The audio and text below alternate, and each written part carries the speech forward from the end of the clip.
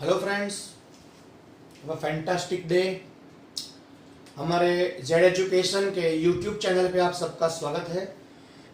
हमने lecture number 1 में chapter 4 reconstruction of partnership में लेक्चर नंबर 1 में थियोरी डिस्कस की थी और लेक्चर नंबर 2 में हमने फर्स्ट टॉपिक कंप्लीट किया था, examples of sacrifice and gain, जिसमें आपको 1 to 6 इलस्ट्रेशंस मैंने लेक्चर में डिस्क्राइब किए थे और आपको होमवर्क में 4 to 9 एक्सरसाइज के सम दिए थे। होप कि आपके सब क्वेश्चंस के आंसर निकल गए होंगे और नहीं निकले तो आप मुझे आपके डिफ़िकल्टी क्वेश्चन के नंबर भेज देंगे तो आपको उसका सॉल्यूशन मिल जाए। तो फ्रेंड्स, ये चैप्टर में हमें 3 टॉपिक मोस्टली याद रखने हैं। एक टॉपिक है इम्पोर्टेंट हमारा सैक्रिफाइस एंड गेन का कैलकुलेशन। सेकेंड टॉपिक है हमारा examples of revaluation of assets and liabilities, जो आज के लेक्चर में हम डिस्क्राइब करेंगे। उसमें 7 to 9 इलस्ट्रेशंस हैं और एक्सरसाइज में थर्ड क्वेश्चन का सब question 7 and 10 and 11 this much questions are of this topic। and third topic हमारा है examples of distribution of accumulated profit and accumulated losses, जो हम 4th नंबर के लेक्चर में डिस्क्राइब करेंगे। उसमें इलस्ट्रेशन 10 हम लेक्चर में डिस्क्राइब करेंगे। एक्सरसाइज का 12th क्वेश्चन आप लोग होमवर्क में करोगे, उसका आंसर आप इजीली निकाल पाओगे। तो फ्रेंड्स, इतना हमें ये चैप्टर में प्रिपरेशन करना है और आज हम जो टॉपिक्स डिस्कस करने जा रहे हैं चैप्टर नंबर 4 में, examples of revaluation of assets and liabilities. This is very important topic. If you get this topic properly, then you can solve all the examples of chapter number 5 admission of partner and chapter number 6 retirement or death of partner. Friends, 5 chapter and 6 chapter में अगर आपको command लेना है तो आपको ये topic एकदम अच्छी तरह से प्रिपेयर करना पड़ेगा और खुद भी एक्सरसाइज के सम प्रैक्टिस करके चेक भी करना पड़ेगा कि आपको ये टॉपिक आया कि नहीं। 100% ये टॉपिक आप कर लोगे तो फ्रेंड्स आपका 5th और 6th नंबर का चैप्टर, जिसका वेटेज है 9 and 9 मार्क्स, तो 18 मार्क्स चैप्टर नंबर 5 और 6 का, वो भी आप कवर कर पाओगे। तो let's see the examples relating to revaluation of assets and liabilities.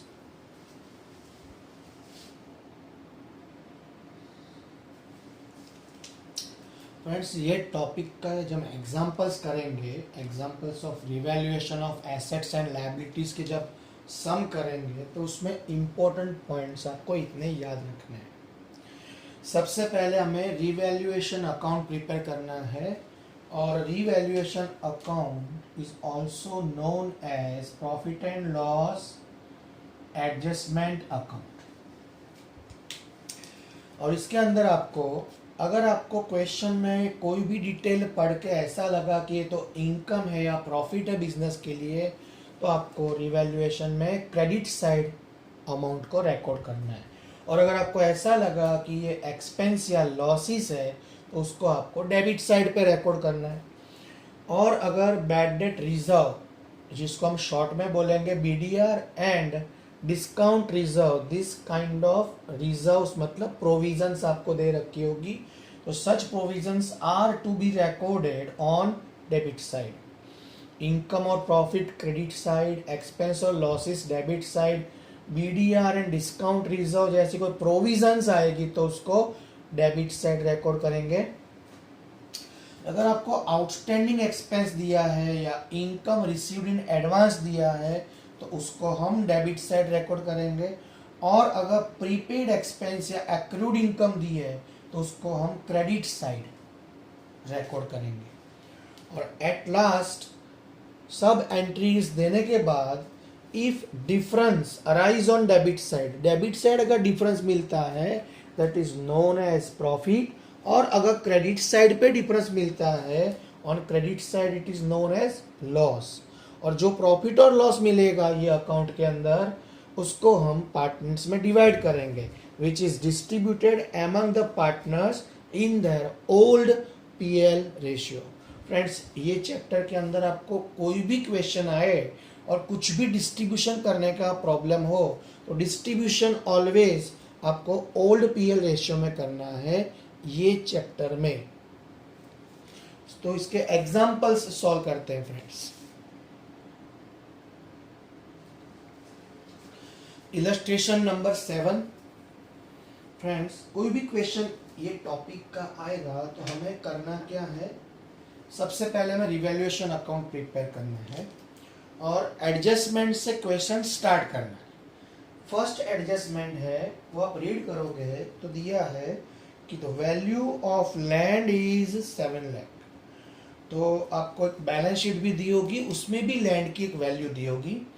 Land की बैलेंस शीट में जो वैल्यू है 5 लाख, तो बैलेंस शीट में जो वैल्यू है उसको ओल्ड वैल्यू बोलते हैं। Old value otherwise book value. और एडजस्टमेंट में दिया है इसकी वैल्यू 7 लाख, इसका मतलब 7 लाख मतलब मार्केट वैल्यू। जो एडजस्टमेंट में दी है वो market value otherwise new value. इसका कहने का मतलब क्या है फ्रेंड, जब रिकंस्ट्रक्शन हुआ पार्टनरशिप में, जब रिकंस्ट्रक्शन हुआ तो आपकी 5 लाख की वैल्यू की लैंड थी जब आपने परचेज की थी, वो रिवैल्यूएशन के टाइम पे अब 7 लाख की हो गई है। इसकी मार्केट में प्राइस इंक्रीज हो गई है। कितनी इंक्रीज हुई friends, 2 lakh. It is the value of increase. तो फ्रेंड्स वैल्यू 2 लाख इंक्रीज होती है लैंड की, वो हमारे लिए बेनिफिट है कि लॉस है। हमने जो जमीन 5 लाख में ली थी उसकी प्राइस अब 7 लाख हो गई, तो 2 लाख हमारे लिए बेनिफिट है। बेनिफिट या प्रॉफिट या इनकम आपको यहाँ क्रेडिट साइड पे रिकॉर्ड करना है। तो यहाँ पे हम रिकॉर्ड करेंगे ऐसे लैंड अकाउंट, और इसमें हमें क्या रिकॉर्ड करना है, बुक वैल्यू नहीं, मार्केट वैल्यू नहीं, जो इंक्रीज हुई वैल्यू वो हमारा प्रॉफिट कितना हुआ 2 लाख, उसको यहाँ पे रिकॉर्ड करना है। एडजस्टमेंट नंबर 2 रीड करो फ्रेंड्स। उसमें आपको बिल्डिंग के बारे में बोला है। आपकी बिल्डिंग की ओल्ड प्राइस कितनी थी, 8 लाख, मतलब बुक वैल्यू 8 लाख। अब आपने एडजस्टमेंट में रीड किया तो value of building is increased by 1 lakh. इनका कहने का मतलब है 8 लाख की बिल्डिंग की प्राइस 1 लाख रुपया इंक्रीज हुई। इसका मतलब अब इसकी वैल्यू 9 लाख हो गई। It is the market value. तो यहाँ पे आपका मकान 8 लाख का था, वो 9 लाख का हो गया, 1 लाख रुपया उसका भाव बढ़ गया। It is increased value is our profit और लॉस। 1 लाख रुपया बिल्डिंग की प्राइस बढ़ी, वो हमारे लिए प्रॉफिट है, तो उसको हम यहाँ पे रिकॉर्ड करेंगे क्रेडिट साइड पे और लिखेंगे बिल्डिंग अकाउंट। एडजस्टमेंट नंबर 3, उसमें आपको मशीनरी के बारे में डिटेल दी है। तो आपको बैलेंस शीट में जाना है और मशीनरी की वैल्यू 4 लाख थी, बुक वैल्यू, उसके बारे में एडजस्टमेंट में क्या दिया है कि मशीनरी की value market value is 2,50,000 which is to be recorded in books. अब इसकी प्राइस हो गई 2,50,000 मार्केट में, मार्केट वैल्यू इतनी हो गई। 4 लाख में मशीन लिया था, अब उसका भाव 2.5 लाख हो गया, 1,50,000 डिक्रीज हुई मशीनरी। मशीन डिक्रीज होती है, हमारी एसेट डिक्रीज होती है, ये हमारे लिए लॉस है। तो ये लॉस हम यहाँ पे डेबिट साइड पे रिकॉर्ड करेंगे 1,50,000 मशीनरी अकाउंट, मशीनरी अकाउंट ऐसे। एडजस्टमेंट नंबर 4, उसमें दिया है provision for doubtful debt. Friends provision for doubtful debt, उसका सिनोनिम बनता है बैड डेट रिजर्व, और बैड डेट रिजर्व दिया है 20% ऑन डेप्टर्स। तो डेप्टर्स थे कितने हमारे पास बैलेंस शीट में 1 लाख, इसका 20% अमाउंट कितना होगा 20,000 which is taken as BDR। तो ये बैड डेट रिजर्व है, वो हमने रिवैल्यूएशन में कहाँ लिखने का बताया था, उसको डेबिट साइड रिकॉर्ड करने का बताया था। 20,000 bad debt reserve account. Creditors amounting to 10,000 are not required to paid. अब देखेंगे फ्रेंड्स आप बैलेंस शीट में क्रेडिटर्स है वो लायबिलिटी साइड दिए होंगे और क्रेडिटर्स थे 2 लाख के। अब क्रेडिटर्स 2 लाख के थे, उसमें से क्रेडिटर्स ने बोला कि 10,000 हमें मत दो, चलेगा, हमको 190,000 ही देना। तो क्रेडिटर्स इट मींस बिजनेस की लायबिलिटी, इतने पैसे हमें क्रेडिटर्स को चुकाने थे 2 लाख, जबकि क्रेडिटर्स ने हमें बताया कि वो लोग 190 ले लेंगे, 10,000 आप कम देना। तो it is our liability and liability decrease it means benefit of the business. तो ये बेनिफिट हमें इसमें क्रेडिट साइड पे लिखना है, क्रेडिटर्स अकाउंट। तो क्रेडिटर्स का रिडक्शन होगा, इसका मतलब लायबिलिटी कम होगी, चुकाने के पैसे कम होते हैं, तो ये हमारे लिए प्रॉफिट है, बेनिफिट है, उसको हम क्रेडिट साइड रिकॉर्ड करेंगे। एडजस्टमेंट नंबर 6 में दिया है इनकम रिसीवेबल। तो इनकम रिसीवेबल है फ्रेंड्स, वो आज नहीं तो कल वो इनकम हमें मिलने वाली है। Receivable income is our income, income इसको हम क्रेडिट साइड लिखेंगे, रिसीवेबल इनकम, एक्रूड इनकम। तो रिसीवेबल इनकम अकाउंट, कितनी इनकम रिसीवेबल है फ्रेंड्स, 10,000, सॉरी 5,000। फिर दिया है आपको outstanding expense amounted to ₹3,000 which are to be recorded. 3,000 रुपये आउटस्टैंडिंग एक्सपेंस है, चुकाना बाकी खर्चा, तो आज नहीं तो कल वो आपको एक्सपेंस पे करना ही है। तो it is our future expense, तो वो भी हमारा एक्सपेंस ही है। तो कितना एक्सपेंस है, 3,000। एक्सपेंस और लॉसेस कहाँ रिकॉर्ड करेंगे, डेबिट साइड। क्या लिखेंगे, आउटस्टैंडिंग एक्सपेंस अकाउंट। तो फ्रेंड्स एडजस्टमेंट नंबर 1 to 6 सब एडजस्टमेंट की हमने इसमें एंट्री डाल दी। अब इसका डिफरेंस फाइंड करेंगे। तो क्रेडिट साइड का टोटल ज्यादा हो रहा है 3,15,000, 3,15,000 उसमें से माइनस 173 करेंगे तो हमें फ्रेंड्स 1,42,000 डेबिट साइड पे डिफरेंस मिलेगा। डेबिट साइड पे जो भी डिफरेंस आएगा वो हमारा बिजनेस का प्रॉफिट है, और ये प्रॉफिट 3 पार्टनर्स में डिस्ट्रीब्यूट होगा, Bhavna, Bharat and Bhumesh. Bhavna, Bharat and Bhumesh. And this profit distributed among partner in their old PL ratio। अगर आपको profit and loss ratio old और न्यू दोनों दे रखे होंगे तो हमें ओल्ड PL रेशियो लेना है, जबकि हमारे क्वेश्चन में तो आपको एक ही दे रखा है 2:1:1। तो इसको हम 2:1:1 में डिवाइड करेंगे तो इसको प्रॉफिट जाएगा 71,000, सेकेंड को जाएगा 35,500 एंड थर्ड को मिलेगा 35,500। तो फ्रेंड्स रिवैल्यूएशन अकाउंट है वो हमारा कंप्लीट हुआ। अब इसकी जर्नल एंट्री देखते हैं फ्रेंड्स। रिवैल्यूएशन अकाउंट कंप्लीट होगा, प्रॉफिट लॉस फाइंड कर लेंगे, डिस्ट्रीब्यूट कर लेंगे, फिर हमको जर्नल एंट्री प्रिपेयर करनी है। जर्नल एंट्री के अंदर एडजस्टमेंट वाइज एंट्री स्टार्ट करेंगे। फर्स्ट एडजस्टमेंट था वो लैंड के रिगार्डिंग था, तो हम यहाँ पे फर्स्ट एंट्री लैंड के रिगार्डिंग करेंगे। लैंड 2 लाख रुपए हमने रिवैल्यूएशन अकाउंट में क्रेडिट साइड पर रिकॉर्ड की है, तो इसकी जर्नल एंट्री ये बनेगी, रिवैल्यूएशन अकाउंट क्रेडिट ₹2 लाख। तो लैंड अकाउंट डेबिट लिखना पड़ेगा, और जर्नल एंट्री का रूल है डेबिट पहले लिखते हैं। हम पहले क्या लिखेंगे, land account debit ₹2 lakhs to revaluation account credit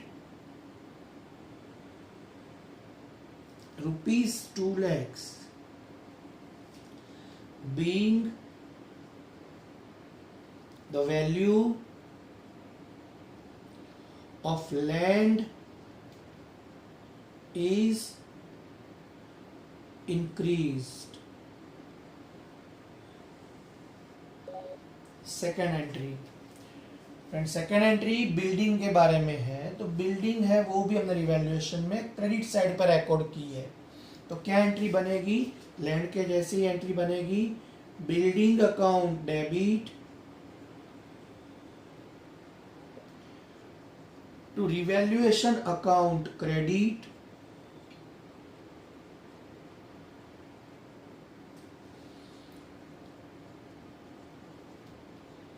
being the value of building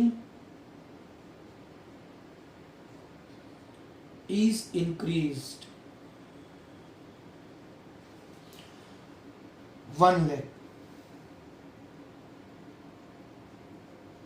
1 lakh increased। Third entry है वो, थर्ड एडजस्टमेंट हमारा मशीनरी के बारे में था। तो third entry will be related to machinery. Revaluation में हमने मशीनरी की वैल्यू डेबिट साइड पे रिकॉर्ड की है। तो एंट्री बनेगी revaluation account debit ₹1,50,000 to machinery account credit 1,50,000 being the value of machinery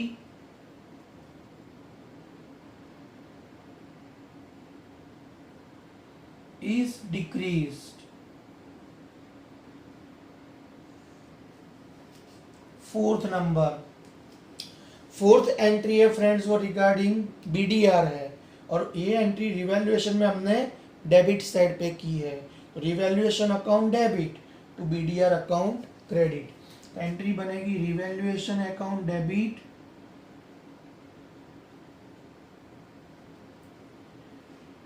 $20,000 to BDR account credit 20,000 being BDR is provided। Friends इसकी narration ऐसे आएगी, BDR is provided। एसेट्स में ऐसा लिख सकते हैं, asset increased, asset decrease, but ये provision है, हमने प्रोविजन की है। तो यहाँ पे नरेशन क्या आएगी, BDR is provided। 5 number, fifth adjustment है वो क्रेडिटर्स के बारे में था। तो ये हमने रिकॉर्ड यहाँ पे किया है रिवैल्यूएशन में क्रेडिट साइड। तो एंट्री बनेगी रिवैल्यूएशन अकाउंट क्रेडिट और क्रेडिटर्स अकाउंट डेबिट। अकाउंट के रूल के हिसाब से हम क्रेडिटर्स को, डेबिट को पहले लिखेंगे। एंट्री बनेगी creditors account debit ₹10,000 to revaluation account credit ₹10,000 being creditors are not to pay। Creditors को हमें पेमेंट नहीं करना है, ये हमारा बेनिफिट था। 6th नंबर की एंट्री है रिसीवेबल इनकम के बारे में। वो रिवैल्यूएशन में क्रेडिट साइड है। तो revaluation account credit, receivable income account debit. हम डेबिट को पहले लिखेंगे। तो receivable income account debit ₹5,000 to revaluation account credit ₹5,000 being the entry of receivable income, being the entry of receivable income। 7th number, 7th question है वो outstanding expense के बारे में और रिवैल्यूएशन में डेबिट साइड है। तो एंट्री बनेगी रिवैल्यूएशन अकाउंट डेबिट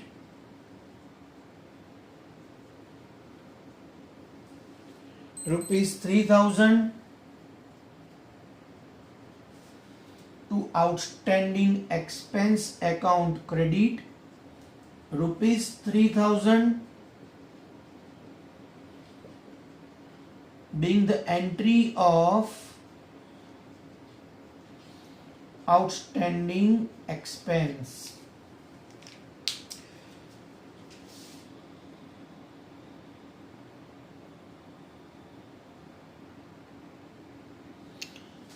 एडजस्टमेंट की सब एंट्री खत्म हो जाने के बाद फ्रेंड्स लास्ट 8 नंबर की एंट्री होगी, ये प्रॉफिट के बारे में होगी। रिवैल्यूएशन अकाउंट में लास्ट में प्रॉफिट फाइंड किया था 1,42,000 which is on debit side of revaluation account. So we have to write revaluation account debit rupees 1,42,000 and this profit is distributed among these three partners. Here we have to write to Bhavna's capital account, to Bharat's capital account, to Bhumesh capital account.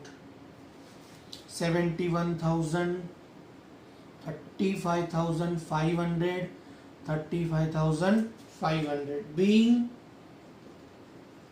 the profit of revaluation account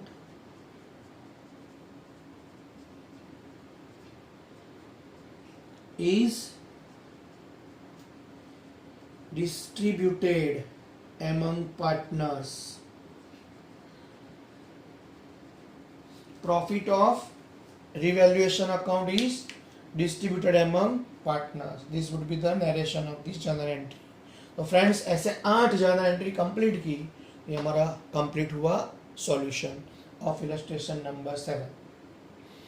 friends ऐसे ही हम illustration number 8 देखते हैं।